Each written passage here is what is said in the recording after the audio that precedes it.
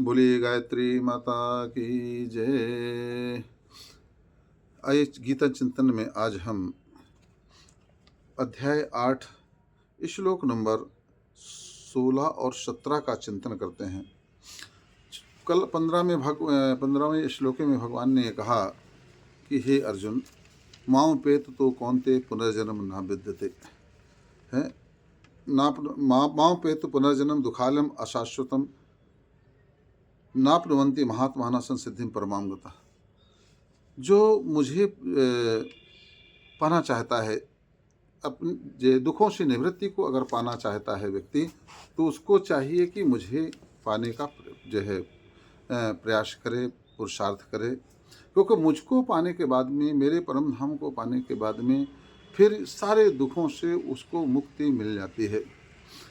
ऐसा हमको लगता ज़रूर है कि अमुक सुखी है, अमुक सुखी है, अमुक सुखी है, मगर वास्तव में जो है पूर्ण सुखी, पूर्ण आनंद तो केवल वो जो है परमात्मा के परम धाम में ही है, अर्थात ज्ञान को प्राप्त करने में ही है, मुक्ति को प्राप्त करने में ही है।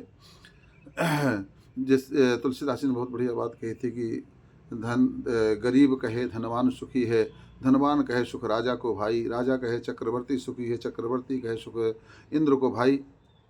गरीब सोचता है धनवान सुखी है, धनवान सोचता है कि राजा सुखी है, राजा सोचता है कि चक्रवर्ती जो है राजा जो है वो सुखी है, और चक्रवर्ती नरेश सोचता है कि जो यहाँ के स्वर्ग का राजा बनने में सुख है, तो इंद्र सुखी है। इंद्र से भी पूछा गया तो बोले चतुरानंद सुखी हैं। चतुरानंद से भी पूछा गया ब्रह्मा जी से, तो उन्होंने कहा कि भैया जो है सुख कहाँ है, जो है हमें भी अनेकों प्रकार के जो है लेखा जोखा पूरा रखना पड़ता है, हमारा भी एक समय होता है, हमें भी समय के हिसाब से पर जो है मुक्त जो है इस पद को मुक्त करना पड़ता है।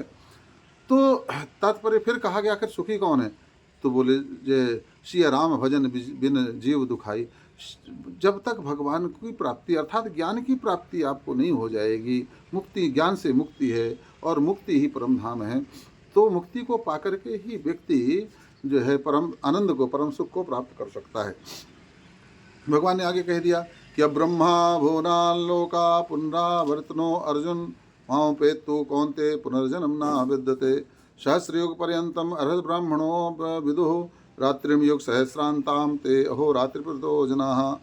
हे अर्जुन, ब्रह्मलोक पर्यंत भी जो है वो सब पुनरावृत्ति हैं। जो एक मुझको प्राप्त होकर के पुनर्जन्म नहीं होता, क्योंकि मैं कालातीत हूँ और ये सब ब्रह्मादिक लोक काल के द्वारा सीमित होने से अनित्य हैं। वही जो हमने कहा इसके पहले कि ये सब अनित्य है, नित्य कोई नहीं है। चाहे स्वर्ग का सुख हो, स्वर्ग का राज्य हो, चाहे ब्रह्मा जी का ब्रह्मलोक क्यों ना हो, जितने लोग हैं सब के सब ये सब भगवान के द्वारा ही बनाए जाते हैं। इनका एक अवधि होती है, इनकी एक समय होता है। तो बोले कि ये क्या होते हैं, 1000 चतुर्युग सहस्रयुग पर्यंतम अर्हत ब्राह्मणों विदुः। ब्रह्मा जी का जो एक दिन है उसको 1000 चतुर्युग का अवधि वाला मानिए। 1000 चतुर्युग, जैसे एक काल में एक उसमें 4 युग होते हैं, सतयुग, द्वापर, त्रेता और कलयुग। ऐसे 1000 जो है युग का एक उनका दिन होता है, और इतने की ही उनकी एक रात होती है। मगर होता तो है जो है, तो ये सब के सब पुनरावृत्ति हैं, सब आने और जाने वाले, सब मिटने और बनने वाले हैं। केवल अगर अनंत सुख की कामना है, अनंत आनंद की चाह है, वह केवल आपको परमात्मा में ही प्राप्त होगी। परमात्मा का तात्पर्य, मेरा बार बार कहता हूँ, परमात्मा को पाने का तात्पर्य है हम ज्ञान को उपलब्ध हो जाएं।